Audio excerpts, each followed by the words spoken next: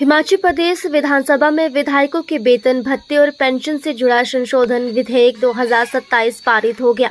मुख्यमंत्री ने मंगलवार को ये बिल सदन में पेश किया था। आज चर्चा के बाद ध्वनि मत से बिल पारित हो गया। विपक्ष के विधायकों ने इस बिल का विरोध किया और इसे राजनीतिक द्वेष भावना से भरा हुआ संशोधन बताया। इसे वापस लेने की बात कही, लेकिन सरकार ने इसे ध्वनि मत से पास करवा लिया और अब बिल राज्यपाल की मंजूरी को जाना है। मुख्यमंत्री ठाकुर सुखविंदर सिंह सुक्खू ने कहा कि जिन विधायकों को विधानसभा अध्यक्ष ने अयोग्य करार दिया है, उन्हें पेंशन और भत्ते से बाहर किया जाएगा। इससे लोकतंत्र को मजबूती मिलेगी। जो लोग राजनीतिक लाभ के लिए अपनी पार्टी को धोखा देकर दल बदल देते हैं, उनके लिए ये बड़ा सबक होगा और पार्टी बदलने से पहले वो 100 बार सोचेंगे। 28 फरवरी को हिमाचल प्रदेश विधानसभा में व्हिप का 6 कांग्रेस विधायकों ने उल्लंघन किया था। इसके बाद इन विधायकों की सदस्यता चली गई थी। इनमें सुजानपुर से राजेंद्र राणा, धर्मशाला से सुधीर शर्मा, बड़सर से इंद्रदत्त लखनपाल, लाहौल स्पीति से रवि ठाकुर, कुटलेहड़ से देवेंद्र कुमार भुट्टो और गगरेट से चैतन्य शर्मा शामिल थे। बिल का ज्यादा असर देवेंद्र भुट्टो और चैतन्य शर्मा पर पड़ेगा, क्योंकि ये पहली बार विधायक बने थे, जबकि 4 विधायक पहले से भी विधायक रह चुके हैं, जिनमें 2 विधायक उपचुनाव में भाजपा से जीतकर फिर से विधायक बने हैं। नहीं, ये मंशा सरकार की नहीं है। ये मंशा लोकतंत्र को मजबूत करने के लिए।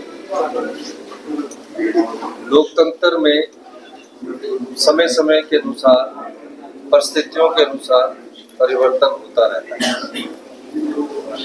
हिमाचल प्रदेश में एक घटना घटी। राज्यसभा चुनाव में जिन विधायकों ने कांग्रेस पार्टी के टिकट पर चुनकर जब आए, तो अपना वोट भारतीय जनता पार्टी के प्रत्याशी वोट डाल दिया। चुनाव हुए ठीक। अगले दिन बजट पास हुआ। आम लोगों से संबंधित बजट था।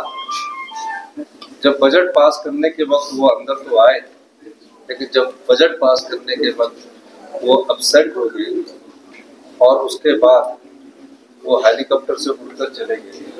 तो माननीय स्पीकर महोदय ने उसके एक दिन बाद उसका कॉग्निजेंस लिया और उनको डिस्क्वालीफाई कर दिया। डिस्क्वालीफाई करने के बाद वो जहाँ भी जाना चाहते जाए, लेकिन हमने कहा कि 10th शेड्यूल में जो दल बदल कानून के तहत इसको और मजबूत करने की जरूरत। किसी पार्टी के चुनाव सीट पर जो जीत कर आता है, उस पार्टी को जो व्यक्ति धोखा देता है, उसके खिलाफ हमने ये कानून लाया कि जो भी अध्यक्ष द्वारा जो भी डिस्क्वालीफाई होगा, जिसने इस्तीफा दिया होगा, उसकी पेंशन बंद नहीं होगी। लेकिन जो डिस्क्वालीफाइड होगा पार्टी के व्हिप की उल्लंघना करते हुए, ऐसे व्यक्तियों की, ऐसे विधायक जो बनते हैं, उनकी पेंशन को, उनके फर्ज को पूर्णतया बंद कर दिया गया है। और लोकतंत्र की मजबूती के लिए ये एक अमेंडमेंट बहुत जरूरी था। नहीं तो क्या हो रहा था, 2/3 शिफ्ट कर जाते थे, सरकारें गिन जाती थी। जनता ने एक पार्टी की सरकार को चुनकर भेजा, दूसरी पार्टी की सरकार को एमएलओ ने स्विच कर दिया। तो आगे से भविष्य में हमने हिमाचल प्रदेश में, जहाँ इस प्रकार की कार्य पहले कभी नहीं हुआ था, लोकतंत्र को मजबूत करने के लिए इस प्रकार का प्रावधान हमने किया। क्या उसकी पेंशन पहले से लगी वो भी खत्म हो जाएगी या उसी टेन्योर की रहेगी? देखिए, जिसके नाम के आगे डिस्क्वालिफिकेशन लग गया, उसके सारे पर्क्स, उसकी सारी पेंशनें कानून के तहत बंद कर दी जाए। जो दोबारा जीतकर आया है, पर भी ये लागू रहेगा? नहीं, देखिए, राजनीति में मोरालिटी जरूर होती है, नैतिकता जरूर होती है। राजनीतिक जीवन में जब होते हैं तो जीवन में पारदर्शिता होनी चाहिए, ऑनेस्टी होनी चाहिए और मोरालिटी होनी चाहिए। लोकतंत्र नैतिकता से चलता है। अब जब उसने अपनी नैतिकता को खो दिया, वो ठीक है कि 5 साल एक पार्टी मेरे और दूसरी पार्टी के बाद चुनाव लड़े, उसको ये पेंशन नहीं बंद होगी।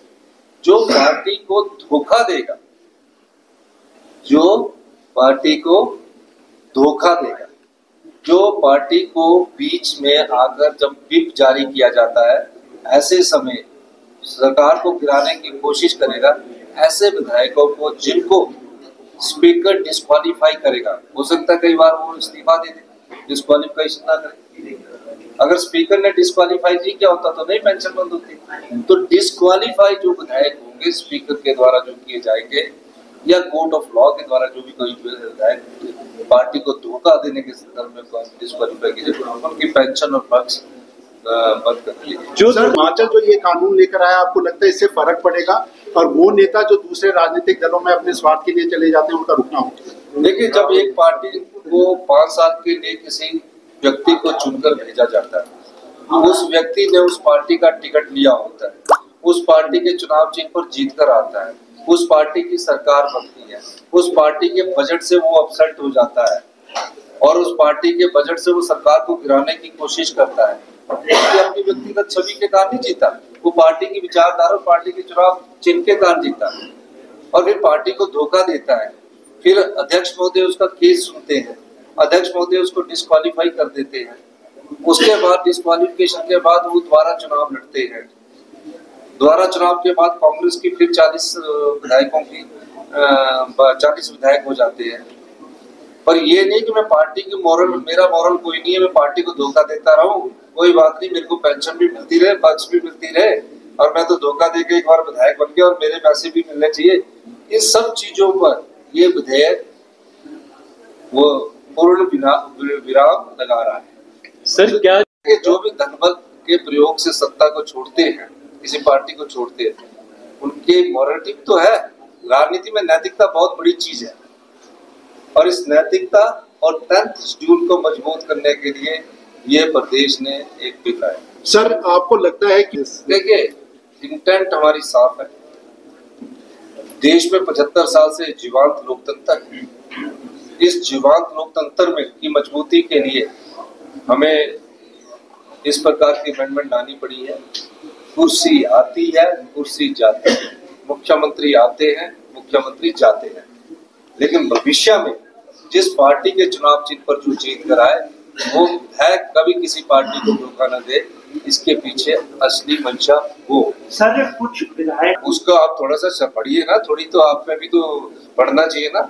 सब चीजें हमसे पूछोगे तो फिर पढ़ेंगे कैसे? थोड़ा पढ़िए, उसमें आंसर आपको बड़ी स्पष्टता से मिल जाएगा। ठीक है, बहुत बहुत धन्यवाद।